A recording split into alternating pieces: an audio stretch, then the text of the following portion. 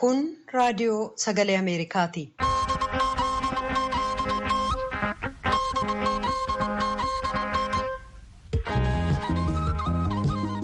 Raadiyoon sagalee Ameerikaa wixataa qabee hanga jimaataatti galgala keessaa sa'a 2:00 jalqabee hanga sa'a 3tti meetir baandii 22-25-31 irratti Waashingtan DC irraa kan dabarsu sagantaa afaan Oromoo amma jalqaba.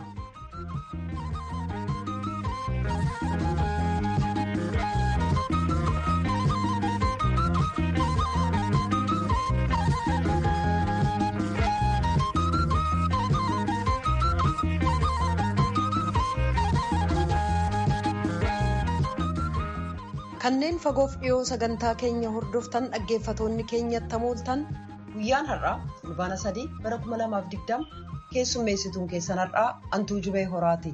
Dhaggeeffatoota keenya sagantaan keenya kadeessaa sababa rakkoo teeknikaan waan hin darbin hafeef nuuf kalchaa jecha qophii keenya har'aa itti fufna. Oolmaa mana murtii kaleessaa ka Jawaar Mahaammadiif kanneen biroo ilaalchisee gabaasa biyyarraa nu dhaqqabe qabna. Lammiiwwan Sudaan kuma hedduutti lakkaa'aman jaarraa tokko keessatti balaa lolaa hamaan isaan dhaqqabuun gabaasameera. Lamaanuu gabaasaalee oduu keessaati.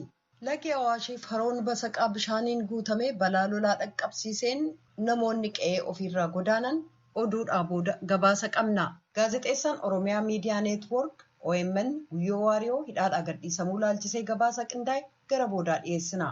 Hanga xumura sagantaa keenyaatti nu waliin turaan afeerraa keenya dhaggeeffatoota keenya. Piroodyuusariin Tamsaasa har'aa Biraan Haayiluu, Tamsaasa Intarneetiif miidiyaa hawaasummaa akka qindeessitu immoo Tigisti Gammeetii oduu addunyaaf gara namoottan isin dabarsa.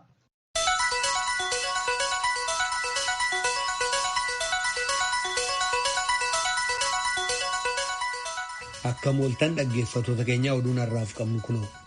Godinaalee Oromiyaa Shawaa Bahaa fi Arsii keessatti lolaa bishaanii laga Awaash guutuurraa uumameen namoonni gara 20,000tti dhiyaatan manaaf qe'ee isaaniirraa buqqa'uu isaanii Koomishinni Qajeelcha To'annaa Yaaddoo Balaa kan naannichaa beeksisee jira. Hagammaatti lubbuu namaaf horiirra miidhaan ga'ee akka hin jirre kan dubbate koomishinichi godinaalee lamaan keessa kanneen jiran aanaalee 9 keessatti namoota balaa kanaan buqqa'aniif mootummaan gargaarsa yeroo balaa kennaa jiru ta'uu ibsee jira jechuudhaan Muktaar Jamaal Adaamaarraa gabaasee jira. Waa'ee balaa kanaa oduudhaa boodatti deebina. Bulchiinsi naannoo Dirree Dhawaa baala sammuu darreessu kanaabis jedhamu naannoo sanatti biqilchuu fi gurguruun akka rakkoo uumaa jiru dubbataa jira.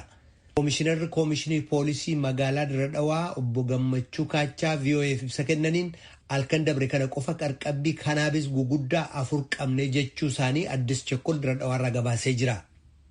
Eertiraan kutaalee biyyattii gama kibbaaf giddugalaa keessatti miidhaa weerara waannisaa ofirraa ittisuudhaaf carraaqaa jirti. Ministiriin qonnaa Eertiraa weeraricha waannisaa midhaanii fi marga dheedaa irratti akka balaa hamaa hin finne ittisuudhaaf qaamonni martinuu qindaa'inaan akka waliin hojjetan waamicha dhiyeessee jira jechuudhaan Biraan Baree Asmaraarraa gabaasee jira. Manni murtii federaalaa dhaddachi tokkoffaan kaleessa yakkalaalcha jalqabaatiif dhimma rogeessaaf nama siyaasaa Jawaar Mahaammadiif kanneen biroo irratti ragaalee dhiyeeffaman dhaggeeffachuu itti fufee ture. Jawaar Mahaammadiif himatamtoonni dhiyaatan kanneen biroon ajjeefamuu artistii beekamaa Haacaaluu Hundeessaa hordofee yeroo jeeqamsi ka'ee turetti hidhaman jedha Mallaskaachoo ammaa Finfinneerraa jaalanneetu dhiyeessa. Abbaan alangaa mana murtii federaalaa ka sadarkaa duraa dhaddachi qorannaa duraa Jawaar Mahammad faarratti ragabaatota dhiyeesse dhaggeeffachuu itti fufee jira. Hanga kaleessaatti jecha ragabaatota 9 galmeessuun ammaan booda namoota ragaa ta'an 2 qofa ka dhiyeessu ta'uu mana murtiif ibsee jira. Duraan garuu nama 15 akka dhiyeessu abbaan alangaa dubbatee ture. Abukaatoon shakkamtootaa eenyummaa ragabaatota kanaa dhimma kamirratti eenyu irratti akka ragaa ba'an kan gaafate ta'us nageenya isaaniif jecha eenyummaan isaanii kan hin ibsamne ta'uu abbaan alangaa ibsee jira. Dhaddacha kanarratti iyyata ka dhiyeeffatan obbo Baqqalee Garbaa isaanis ta'ee shakkamtoonni biraa namootaa fi miidiyaa irraa adda baafamuu konkolaataan dhuunfaa kan isaanii akka qabametti akka jiru akkasumas herregi baankii maqaa isaanii fi kan haadha manaa isaaniin banamee ture ugguramuurraa kan ka'e rakkoo guddaaf waan saaxilamneef manni murtii furmaata akka nuu kennu gaafannaa jedhan. Manni murtiis jecha ragabaatotaa barreeffamaan akka galmee wajjin wal qabatu ajajuudhaan iyyata dhiyaate irratti murtii kennuuf akkasumas ragabaatota hafan dhaggeeffachuuf akka lakkoofsa Itoophiyaatti hagayya 29 bara 2012tti beellama qabee jira.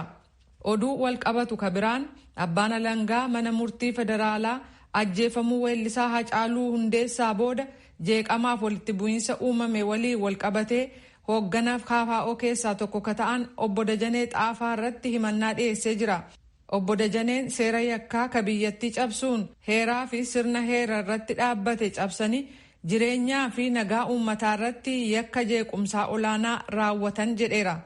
Shakkamaa biraan obbo Adammishaa Cirrii seera biyyattii cabsuun caasaa Itiyoo Telekoom diriirseen ala biyya keessaaf ala yookaan sadarkaa addunyaatti tajaajila Telekoom kennaa ture jechuudhaan abbaan alangaa himachuusaa Mallas Kaachoo ammaa Finfinneerraa gabaaseera. Kadhagaa jirtan raadiyoo sagalee Ameerikaa sagantaa afaan Oromooti. Tokkummaan mootummootaa lolaa bishaanii Sudaaniin mudate ka jaarraa tokko keessatti saamaa gita hin qabne jedhameen namoonni 100,000tti lakkaawaman miidhamuu isaanii beeksisee akka gargaarsa hatattamaa isaan barbaachisus hubachiisee jira. Gabaasaalii Saashilaayin Jenevarraa ergite tujubeetu dhiyeessa. Tokkummaan mootummootaa gargaarsa gaafachuun kun kan dhaga'ame guyyoota darban keessa roobii handoon Itoophiyaa keessatti roobe lolaa hamaan gara Sudaanitti akka yaa'u erga taasisee booda. Lolaan bishaanii kun lagi Abbayyaa waggaa 100 keessatti akkaan akka guutuuf sababaa ta'e. Daafoon isaas hamaadha. Mootummaan Sudaan akka gabaasetti yoo xiqqaate namoonni 90 ta'an yoo du'an kanneen 380,080 ta'an guutummaa biyyattii keessaa miidhaan irra ga'ee jira. Manneen jireenyaa 80,000 ta'an kan manca'an yoo ta'u, uummanni 1,000tti lakkaa'amu immoo mana jireenyaa ala ta'anii jiran. Kana malees manneen barnootaa 34 fi keellaaleen fayyaa 2,700 ta'an tajaajila dhaabanii jiru. Dubbii himaan waajjira qindeessa gargaarsa namoomaa akka tokkummaa mootummootaa Jeensi Laayirkee akka jedhanitti balaan kun kan dhaqqabe innaa vaayirasiin koronaa guutummaa biyyattii keessa faca'ee jirutti. Access to clean water, critical in the middle of the COVID-19 pandemic. Bishaan qulqulluu argachuun kan innaa weerara COVID-19 akkaan barbaachisu rakkisaa ta'ee jira. Maddi bishaanii 2,000 ta'u faalamaniiru yookaan hojii dhaabuu isaanii qorannaa duraaniirraa hubatameera. Kaartuum yeroo ammaa labsii yeroo hatattamaa jala jirti. Laga Abbayyaas guutee akka hin dambaliine ittisuudhaan kanneen mana jireenyaa ala ta'aniif qubsuma qopheessuun hatattamaan barbaachisaa jedhan. Mootummaan Sudaan dilbata darbe bakka uummanni 21,000 ol balaa lolaan miidhaman Kaartuum keessatti labsii yeroo hatattamaa labsee jira. Jaarmiyaan fayyaa addunyaa Sudaan keessaa namoonni 13,000 ta'an vaayirasii koronaan yoo qabaman kanneen 833 ta'an immoo du'uu isaanii gabaase. Waaltaan to'annaaf ittisa dhukkubootaa kan Yuunaayitid Isteets aangawoonni eegumsa fayyaa kutaalee Yuunaayitid Isteets 50 fi magaalaalee Yuunaayitid Isteets guguddoo hedduu keessa jiran gaafa filannoon pireezidaantummaa biyyattii keessatti geggeessamu guyyaa lama dursanii jechuun sadaasa 1 bara 2020tti talaalii vaayirasii koronaa raabsuuf akka qophaa'an qajeelfama kennuusaa mirkaneessee jira. Waaltichi CDC jedhamu qajeelfama fuula 4 qabu gaafa gayya 27 jiraalee eegumsa fayyaatti dabarsuusaa akka dura gabaase madda oduu mikkaartii yoo ta'u talaalii COVID-19 aga danda'ametti dafanii raabsuuf karoora jiru wajjin akka wal simatutti waajjiraaleen fayyaa aga onkoloolessa tokkotti akka karoora talaalii wixinanii xumuran ka jedhu qajeelfamichi. Dhaggeeffatoota keenya oduun har'aaf qabnu kanuma. Kadhagaa jirtan as Waashingtan DC irraa ka darbu raadiyoo sagalee Ameerikaa sagantaa afaan Oromooti. Sagantaan keenya wixataa jalqabee hanga jimaataatti raadiyoo Ahaduu FM 94.3 irratti kallattiidhaan darbaa nu dhaggeeffachuu hin dagatina. Lagni Awaashiif haroon basaqaa bishaaniin guutamuun wal qabate namoonni hedduun qe'ee isaanii irraa buqqa'uun himamee jira. Balaan kun aanolee godina Shawaa Bahaaf Arsii laga Awaashiin waldaangessan keessatti uumame. Miidhaan waliigalaa balaa lolaa kanaan dhufe beekamuu baatus warshaa sukkaaraa Wanjii qofaarraa namoonni 5,000 ol baqachuun isaanii himamee jira. Muktaar Jamaaltu gabaase. Naannoo Oromiyaatti godinoonni yaa'aa Awaash daangeessaniitiin hundeeffaman hedduun isaanii ganni Awaash kan isaaniif waan gaarii fiduu osoo hin ta'in yaaddoo itti buusu. Akkuma kanaan dura Koomishiniin hoggansa sodaa balaa Oromiyaa ibsaatiin turetti miidhaan caalmattiyyuu amma godina Shawaa Bahaatii fi Arsii keessatti dhibba kana dhaqqabaatiin jiraachuu dubbatama. Godina Shawaa Bahaa naannoo Adaamaatii fi naannoo Wanjiititti guyyaa dheengaddaarraa eegaleetiin Awaash galaana isaa qabateetiin hawaasatti kan cabsee seeni ta'uu dubbatan jiraattonni naannichaa guyyaa kaleessa galgalaarraa eegalee gandoota aanaa Bosatii fi kan aanaa Fantaallee magaalota Matahaaraafaa heddumminaan cabsuu dubbatu. namni VOA'n achirraa gaafate. Miidhaa ka'aa roowwan qarqara jiran faayidaan isaanii beekta. Akkasuma magaalaaleen immoo manneen qarqara laggeenii jiran akkuma jiru hanga meeshaan manaa guutumaan guutuutti fudhatamuu jira. Ammallee haalli jiru addeessaadha. Meeshaa keessa baasaa jechaa jiranii immoo ni dhufaniitiin haalaan haala yaddoo keessa jira beekta uummanni. Garamitti qubachuu deema namni garam ka'a jechaadha yoo meeshaa baasu. Ammoo dura yeroo warri qarqara lagaa jiru magaalaa tokko lagumatti kaluudha beekta. Garas baqatanii achillee karaa biraatiin dhufutti jira jiranii achi namni lafa taabbaa itti achi ol ba'aa jiranii. Wanni kun roobuma qofa moo bishaan kun keessaa dhufe tummata miidhe?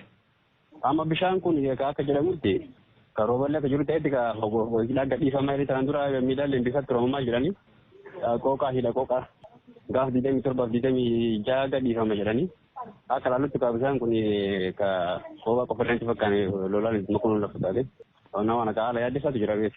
Rakkoon kun keessattuu galoo galaanaa laga Awaashii fi haroo Basaqaarraa dhufu qofa osoo hin taane hidha humna elektirikaa keessaa gadhiifameetiin illee akka hawaasatti gadi yaa'ee dubbatama. Torbaan darbe keessatti hidhi elektirikaa kan qooqaa waan guuteef gadi dhiifamuu akka malu gama sabaa himaaleeti kan dubbatamaatiin ture ta'ullee aangawoonni hawaasa hubachiisanii sadarkaa sanitti sochoosaniitiin kaasaa kan hin turre ta'uudha kaasu. Ammatti namoonnis rakkoo cimaa keessa jiraachuullee dubbatu.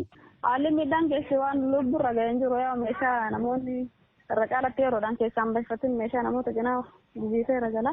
Na yaa'u godaansuma ta'a. Mana ofii gadhiisanii raasaa ollamaa kan isaanitti boqotanii jiranii. Nama hagam ta'a namni ati argite eessa fa'aatti deemaatiin hin ture garam godaana? Jechuun silaa'u waan magaalaa kana gadhiisni akkanuma lagni hin geenne ol babba'anii namni baay'ee gara abbaa warraa 200 oli naannoo kana kan jira. Amma mana namaatitti qubatammoo badheetti qubatammoo maal uffatan maal keessa jiraatu? Manuma namaatti akkuma ol beekaniin sesseenanii tuma qubatanii. Meeshaan isaanii silaa mana alumatti waluma qaqqabanii kara muhammad uffisanii namni bakkuma ta'etti jejjedhanii jiru. As dunkaanallee naannoo mana barnootaallee gara bulchiinsa magaalaa illee galma magaalaa gaafirraa kan bakki itti wanno jedhu hin qabne akkuma akkasuma.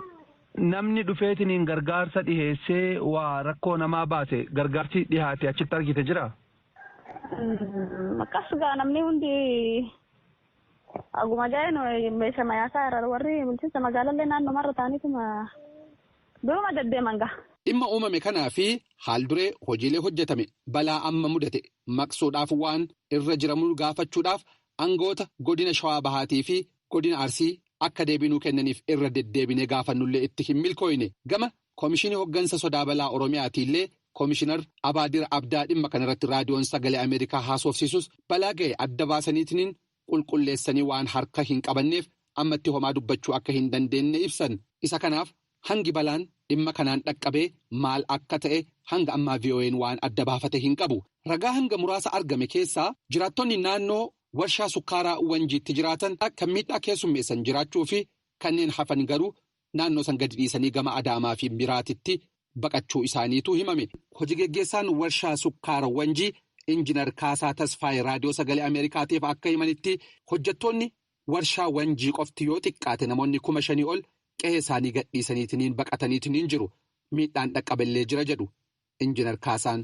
በግራና በቀኝ በኩል ያሉ ዳይኮች እንዳልኩ ወደ ወንጂ ስኳር ፋብሪካ ሰራተኞች የሚኖሩበትና naanni gagamaa gamanaan ijaarameetiin ture gama bitaatiif gama mirgaatiin cabseetiin hawaasatti gadi ceheetiin jira. Daangaa warshaa fi bakka jiraattota hojjettoonni warshaa sukkaaraa keessa jiraatanillee cabseetiin jira. Akkasumas oorruu qonnaan bultootaa hektaara 1,000 olitti ta'ullee lolaan kun mancaasee jira. Oorruu warshaa sukkaaraa garuu hanga ammaa miidhaan irra ga'ee hin jiru. Bishaan kun kan inni gadi dhiifame kan kallattiidhaan laga Awaashirraa dhufe qofa osoo hin ta'in hidha elektirikaa qooqaarraallee ka gadi lakkifameetiin dhufeedha jedhan Injiinar Kaasaan. Miidhaa hanga ammaa qabeenyaa fi oorruu qonnaan bultootaatiin gaheen addatti lubbuu namaarratti miidhaa dhaqqabe raadiyoon sagalee Ameerikaa odeeffannoo argate tokkollee hin qabu.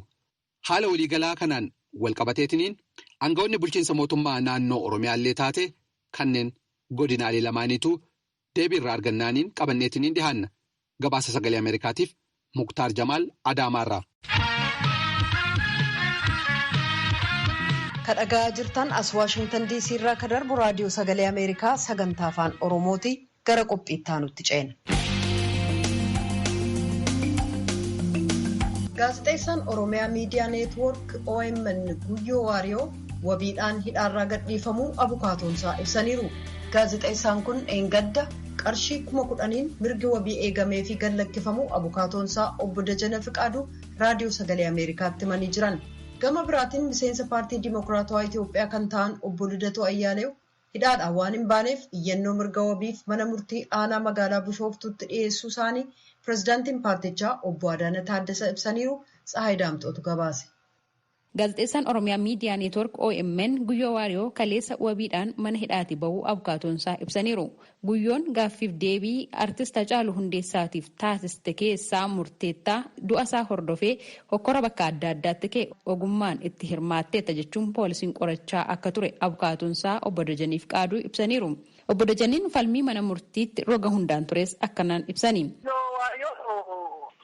Sababa interviiwuun Hacaaluu Hundeessaa waxabajjii 15 taasiseen wal qabatee Hacaaluun gaafa torbeessaa balaa hin beekamne lubbuun isaa darbu kanaan wal qabatee shakkamee magaalaa Burraayyuu balaawwan qabeenyi mancaanii Shashamanneetti magaalaa Finfinneetti poolisiin du'ee dhimmoota sanaan wal qabatanii jeequmsa ta'an hundumaatiif ati akka gaazexeessaa tokkotti dhimmicha kakaastee yakka raawwatteetta jedhameeti shakkamee yeroo dheeraadhaaf to'annaa poolisii jala kan ture.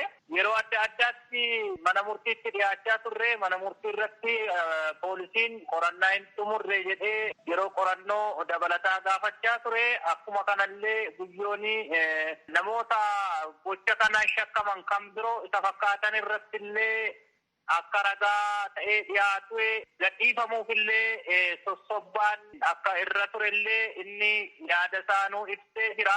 Inni akka fedha hin godhanne himee erga hubachiisee deebisanii ammas yeroo beellamaa irratti gaggaafachaa turanii dhumarratti manni murtii mirga wabii gaafa hagayyaa 24 eegee fi deddeebii mana murtii yeroo 5 oliin kaleessa guyyoon mirga wabii qarshii 10,000 mana hidhaatii hiikameeraa jedhan obbo Dajaneen.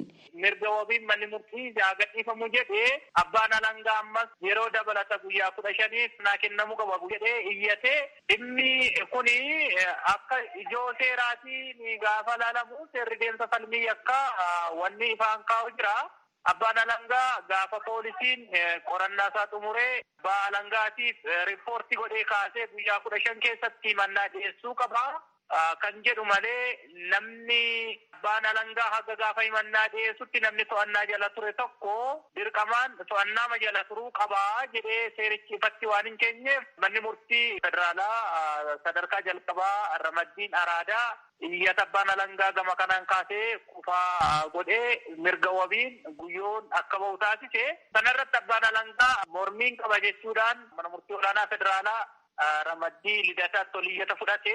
Manni murtis dhimmicha irra deddeebiidhaan ilaalee yeroodhaaf guyyaan 5 dabalamee fi abbaan alangaa himannaa haa dhiyeessu guyyaa 5 booda yoo kan inni yaadne ta'ee ajaja barbaachisu kenninaa jechuudhaan dhorka manni murtii mirga wabiif kennee guyyaa 5 dhorkee ture.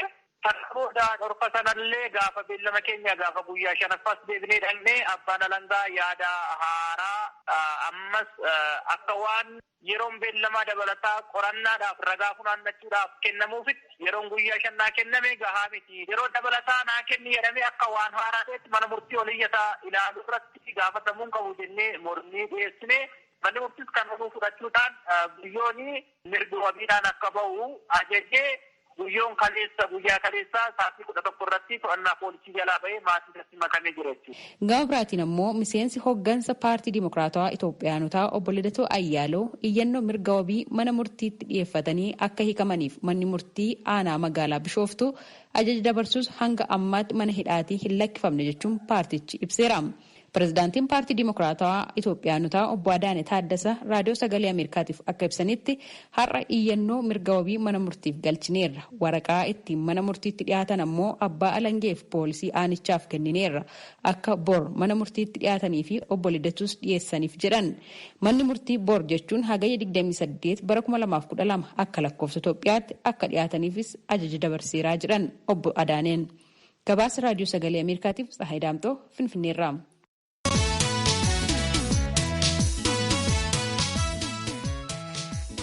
Yuunivarsiitiin Wallaggaa yeroo jalqabaaf afaan Oromootiin barattoota 4 digirii 3ffaan eebbisiise. Yuunivarsiitii Wallaggaatti barsiiftuuf gorsituun muummee barnoota afaan Oromoof ogbarruu Dr. Halimaa Jibriil akka biyya keenyaatti miti akkuma addunyaatti afaan Oromoo baratanii qoratanii fi faccisanii dooktarummaan eebbifamuun kun isa jalqabaati jedhan. Barattoota afaan Oromoon digirii 3ffaan eebbifaman keessaa Dr. Margaa Gammadaa afaan Oromoo duraan raadiyoo cabsa jedhamaa ture. Amma digirii 3ffaan barsiifamuunsaa gammachuu ilmaan Oromoo hundaati jedhaniiru Naakoor Malkaatu gabaase. Seenaa barnootaa afaan Oromoo keessatti qorattootni 4 ofumaanuu seenaa dalaguu isaaniitti himama. Sadarkaa dooktarummaa yookaan PhD'tiin afaan Oromootiin barachuutiin barattoota kana waggoota 4 darbaniif barsiisaa kan ture immoo Yuunivarsiitii Wallaggaati. Muummee afaan Oromoof ogbarruutti barsiistuuf gorsituu barattoota barnoota sadarkaa olaanaa kan ta'an Dr. Halimaa Jibriil waa'ee barattoota 4 seenaa keessatti afaan Oromootiin dooktarummaan eebbifaman ilaalchisee akkas jedhu. Yuunivarsiitiin keenyas barattoonni keenya warri amma 4 digirii 3ffaatiin eebbifamanis akkasumas muummeen afaan Oromoo fi ogbarruu bara baraan itti yaadatamaa barsiisota sana keessatti shoora guddaa taphatan waliin. Sababiin isaas kun akka biyyeettillee qofaan akkuma addunyaattu afaan Oromootiin baratanii afaan Oromootiin qorannoo hojjetanii afaan Oromootiin qorannoo dhiyeessanii faccisanii dooktarummaatiin eebbifamuun isa jalqabaati. Inni jalqabaa Dr. Margaa Gammadaa jedhama. Inni sirna barnoota afaanii irratti kan inni hojjete. Inni lammaffaa irratti dhiyeesse Dr. Daani'el Lammeessaa jedhama. Eeriyaa naannoo Xiinqoqaa irratti kan inni hojjete. Xiinqoqnis bu'uura afaan tokkoo fi inni sadaffaa Dr. Magarsaa Dhiinsaa jedhama. Kan irratti hojjete Oduu irratti hojjete. Inni arfaffaa Dr. Fiqaaduu Qanaa jedhama. Dr. Fiqaaduu Qanaa immoo waa'ee asoosama Oromoo irratti jechuudha. Asoosama barsiisu. Arfanuu baay'ee bu'uura jechuudha afaan Oromootiif. Qorannoon tokko rakkoo hiikuuf kan taasifamu rakkoowwan amma isaan ka'an kun akka furamuuf eenyutu gahee isaa baachuu qaba? Akkamiin gaheen sun bahama? Egaa qorannoon dhuguma rakkoo hiikuuf kan inni qoratamu. Kanaaf immoo eenyutu immoo kanneen qorattoonni keenya kun akka yaada furmaataatti kaa'an gara fuuldura waan maaltu ta'uu qaba jedhanii qaama ilaallatuu fi karaa ilaallatu kaa'aniiru jechuudha. Eenyurraa maaltu eegama kan jedhu qorannoo sana keessaatii qaama baay'ee barbaachisaadha jechuudha. Uummatarraa jalqabee jechuudha. Warri baratanis warri dhimmoota garaagaraa keessatti qooda fudhatanii gahee isaanii ba'uun dirqama ta'a. Maaliif dhimmi kun dhimma nama hundaati. Yoo afaan keenya jiraatedha jiraachuu kan dandeenyu. Yoo afaan keenya jiraatedha Oromummaan keenya sabboonummaan keenya nu keessatti guddatee ani Oromoodha jennee afaan hundee dubbachuu kan dandeenyu. Kanaaf achirratti hundi keenya gahee mataa keenya ba'uu qabaan jedha. Ammoo barattoota dabalataa PhD'dhaan afaan Oromoodhaan barataa jiran qabdu waan dooktarootni 4 kunneen hojjetan hangam galtee taaf? Amma nuti barattoota naannoo 24 natti fakkaata kan qabnu PhD'dhaan kan barataa jiran. Warri amma eebbifaman warra waggaa 5 kana dura barnoota jalqabanidha. Kanaaf baranallee akkasuma fudhachuutti fufna jechuudha. Amma akka biyyaatti ministeerri barnootaa gara keenyatti ergaa jira jechuudha. Yuunivarsiitii garaagaraa irraa. Yuunivarsiitii Mattuuraa nu bira jiru, Yuunivarsiitii Ambooraa nu bira jiru, Yuunivarsiitii Madda Walaabuuraa nu bira jiru, Harummayaa irraa maalirraa akkasuma yuunivarsiitii garaagaraa irraa dhufanii nu biratti PhD barataa jiru jechuudha. Warri muummee afaan Oromoo irra jiran. Kanaaf warra jalqabaa fi rakkoo guddaa ta'uu danda'a. Qorattoonni keenya warra arfan amma fixanii amma tokko warra itti aananii warra isaan itti aananii dhufanii fi karaa saaqaniiru jechuun ni danda'ama. Amma qorannoon isaanii kun maxxanfamee akka galteetti yookaan akka waan dubbifamuutti gochuudhaaf wanti yaadamee jira. Waan gaarii na yaadachi. Ammas yuunivarsiitii keenya wanta adda taasisu tokko joornaalii kanaan dura afaan Ingiliziitiin kan maxxansu dura qofa qabna turre Star Joornaal kan jedhamu. Amma barana garuu torban muraasaa booda eegaluu danda'a. Xumurameera nus deemsisaa. Star Joornaalii keessatti afaan Oromoo maxxansiisuu akka dandeenyu ta'eeti jechuudha kan inni amma hojii nuuf eegaluuf jedhaa jiru. Kanaaf inni kunillee yuunivarsiitii keenya adda taasisa. Afaan Oromootiin karaa ittiin afaan Oromootiin warri barreessan illee maxxansiisuu danda'an. Kanaaf warri amma fixan kuni qorannoo isaanii iddoo adda addaatti maxxansiisuu danda'u jechuudha. Qorattoota afran Yuunivarsiitiin Wallaggaa afaan Oromootiin digirii sadaffaa yookaan PhD yookaan dooktarummaatiin eebbisiise keessaa Dooktar Margaa Gammadaa isaan tokko miira itti dhaga'ame ibsuun jalqabu. Uummata Oromoo Oromiyaa keessa yookaan Itoophiyaa keessa jiranii fi biyya alaa jirtaniif afaan Oromoo reediyoo cabse yeroo jedhametti afaan Oromoo yookaan immoo qubee afaan Oromoo gaafa dhaga'u bataskaaniin hin deemu jedhamee gaafa odeeffametti wantoonni baay'ee afaan Oromoo akka tarkaanfachuu hin dandeenyetti yogguu haasa'etti kan hundumaa keessa tarkaanfatee dhufee har'as sadarkaa digiriirra ga'uusaatti baga gammaddanis niin jedha. Gammachuun koo gammachuu ilmaan Oromoo hundumaati. Itti dabaluudhaan imaammata afaanii ilaalchisee Itoophiyaa keessatti haga har'aatti bu'uura qabatee seeraanii hojiirra oolee hin jiru. Yaa ta'u malee afaan Oromoo afaan federaalaa akka ta'uuf hawwii fi fedhii ilmaan Oromooti. Afaan Oromoo akka hin guddanne afaan teekinooloojii, afaan saayinsii, afaan qorannoo akka hin taanetti waan ilaalamaa tureef har'a afaan qorannoof qo'annoo afaan saayinsii fi teekinooloojii ta'uudhaaf sadarkaa kanarra ga'uu isaatti kanneen biyya keessa jirtan afaan Oromoo afaan federaalaa akka ta'uuf bu'uura waan isiniif ta'uuf isinis baga gammaddan jechuun barbaada. Afaan Oromoo eenyummaa Oromooti. Afaan Oromoo dinagdee Oromooti. Afaan Oromoo jiruuf jireenya Oromooti. Afaan Oromoo Oromoodha ofiisaa iyyuu. Kanaaf miira gammachuu guddaa nutti dhageessa jechuun danda'a. Waraqaa qorannoo keessan kan xumuraatti ni eebbifamtan mee maal irratti hojjettanii? Ani barataa afaan Oromooti. Afaan Oromoo bara 1908 kaasee Itoophiyaa keessatti amma bara 1983tti barnoonni ammayyaa yogguu biyya kana keessatti lafa qabatetti afaan Oromoo afaan hojii ta'e afaan barnootaa ta'ee hin turre akka faayidaa hin qabneef akka miidhaa biyya kanatti fidutti ilaalamuudhaan imaamman irratti baay'amee akka afaanichi badu taasifamaa ture. Yaa ta'u malee bara 1983 kaasee keessumattuu sadarkaa lammaffaarra tokkoffaatti kaasee sadarkaa lammaffaatti kitaabni barnootaa meeshaaleen deeggarsa barnootaa qophaa'ee baruu barsiisuun akka hojiirra ooluuf carraan argame. Haa ta'u garuu anaan qorannoo kanaaf kan akka kaase carraan baruu barsiisuu afaan dhalootaa biyya kana keessatti eega carraa argate yookaan immoo eega hojiirra oole barnoonni qophaa'e yookaan sirni barnootaa isaaf qophaa'e keessumattuu afaan Oromoo ilaalchise ammam adeemsa saayinsaa hordofee qophaa'ee fi baruu barsiisuun gaggeeffamaa jiru kan jedhudha kan akka kaase rakkoo qulqullina barnootaa rakkoo sirna barnootaa afaan Oromoo irratti xiyyeeffatee jirurraa ka'uudhaan qorannoo adeemsa qophii sirna barnootaa irratti kan hin hojjetan. Danqaa akkam akkamiitis hin mudate. Ragaalee barbaachisaa ta'e argachuudhaa fi Oromiyaa keessa biiroo barnootaas miti ministeera barnootaa duwwaa miti Oromiyaa keessatti hin barbaachisin hin jiru. Kan biraan sirni barnootaa filoochaartiin afaan Oromoo bu'uurumaanuu qophaa'ee hin beeku. Afaan haaraa isa qophaa'ee sileebasii gara afaan Oromootti madaqfame. Afaan Oromoo bu'uureffatee qorannoo irratti hundaa'ee bu'uuraan qophaa'ee hin jiru. Sirna barnootaa kan afaan Amaaraa sanayyuu argachuudhaaf baay'ee dhamaatee guddaan godhe argachuu hin dandeenye. Kun adeemsa qorannoo koo keessatti danqaa baay'ee guddaa ture. Kun immoo maalidha? Inni guddaan ministeera barnootaa keessa afaan Oromoo kan hordofu, afaan Oromoo kan qopheessu, afaan Oromoo kan qoratu, afaan Oromoo kan xiyyeeffatee kan hojjetu muummeen afaan Oromoo ministeera barnootaa keessaa dhibu. Kun danqaa guddaa qorannoo koratti kan fide jechuudha. Furmaati isaa maali gabaabaatti? Akka furmaataatti kan hin dhiyeessu. Afaan ministeerri barnootaa afaan Oromoo akka afaan kan biraa akkuma afaan Amaaraa qorannoo fedhii hawaasaa, naannoo hawaasaa, aadaa hawaasaa, afaan dhaloonni ittiin baratu sun akka calaqqisu, akka fuunfachiisu, akka urgaa'utti qorannoo naannoo fi fedhii hawaasaarraa ka'amee qorannoon sirni barnootaa sun qophaa'uu qaba. Filoochaartii mataasaa qabaachuu qaba. Sileebasii mataasaa qabaachuu qaba. Gara fuulduraatti ministeerri barnootaa biiroon barnoota Oromiyaa itti gaafatamuudha waan ta'eef keessatti qooda fudhachuun eenyu qopheessuu qaba. Leenjii akkamii qaba? Ogummaa yookaan immoo gahee akkamii qaba? Beekumsa akkamii qaba? Dandeettii muuxannoo akkamii qaba? Ulaagaan ba'ee namoota adda baasan namoota dandeettii waa qopheessuu, sirna barnootaa qopheessuu, sileebasii qopheessuu, kitaaba barnootaa qopheessuudhaaf ga'umsa qaban hirmaachisan yoo kan qophaa'u ta'e gara fuulduraatti sirni barnoota afaan Oromoo sadarkaa isaa kan eeggate akka afaan kamiiyyuu qophaa'uu ni danda'a.